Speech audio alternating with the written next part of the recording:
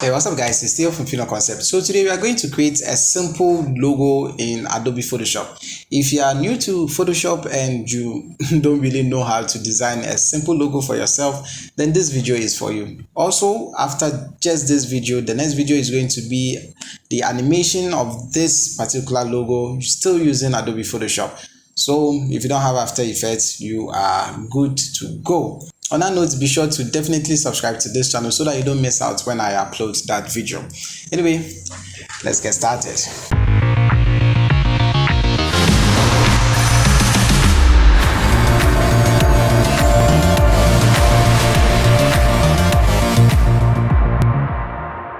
Welcome to Fino Concept. Click the subscribe button and hit the bell icon so you don't miss out on any of our future videos.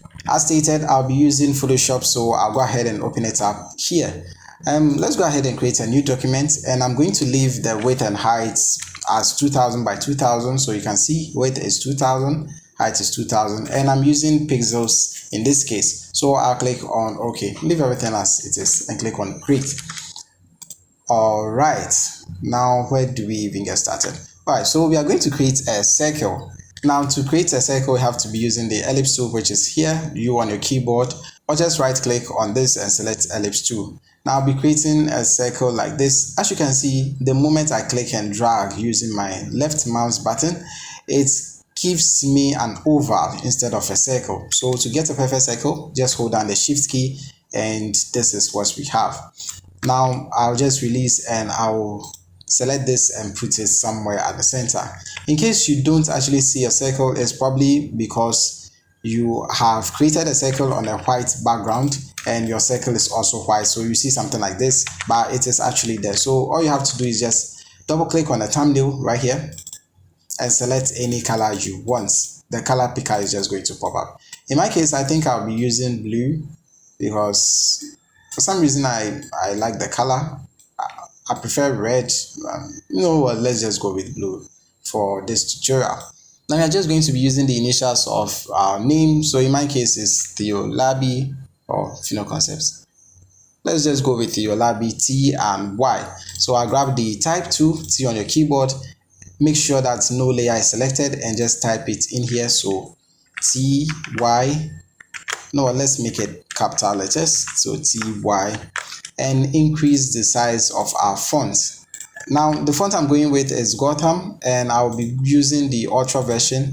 I'm sure you'll be able to download this on some sites. So yeah, if I don't forget, I'll leave a link in the description below, but I doubt I'll forget. Or probably let's go with kilogram. You know what, I have been using Gotham for quite a long time. Let's go with Abraham. So probably 250 should be just fine, and I'll place this somewhere around here. No, let's make it 300.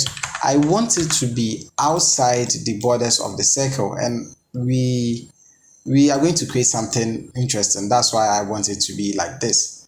All right, so now that I have this, let's make some few changes. I'll highlight these two, go into window, make sure that character is checked. It should pop up somewhere around here.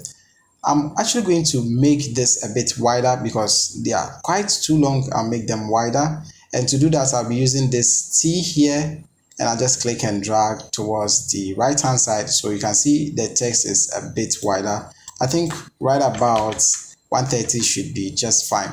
And I'm also going to bring the text closer to each other, so that is the spacing between them. That should be here where we have the V and the A, and I'll turn it towards the left so it comes closer to each other like so. I think minus 60 should be fine, or let's try minus 50, and that is okay. Yeah, I'm comfortable with what I have. I'm also going to change the color, of course, so that should be up here or also down here, and set it to white and click on OK. You know what, let's change the color later on so that if you are new to Photoshop I don't confuse you. Let's make this black. So what we are going to do is actually make this T and Y show only where the circle is. So to do that, make sure that the text is on top of the ellipse. Right click and go to create clipping mask. We don't have that. That is unfortunate, but we can still create it.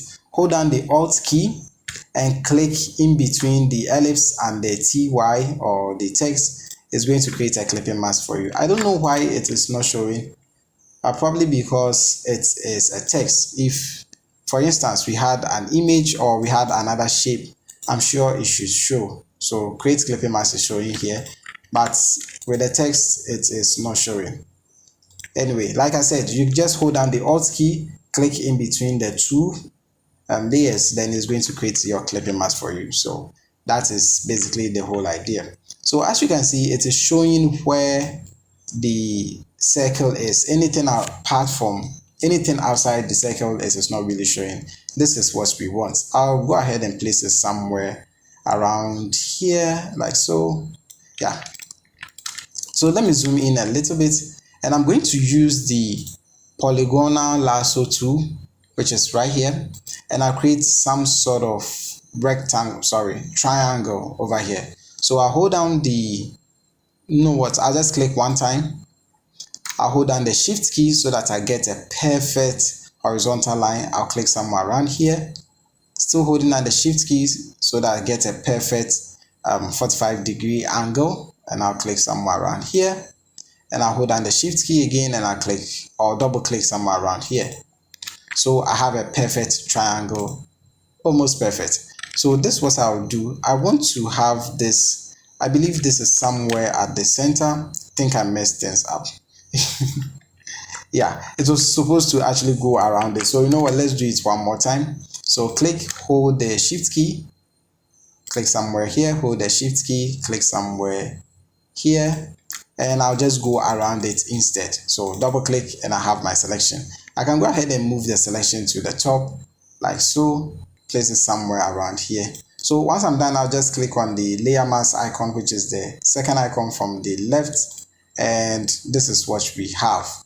I think this is good enough for, yeah, this is good enough. So I can just double click and now change the color to white if I am interested in that. But having a logo like this is just not, no, let's group this. So Control G, when you highlight both of them, Control G. All right, so let's reduce the size of the logo to something like this. Now having a logo just like this is not enough. No, I thought I changed the color.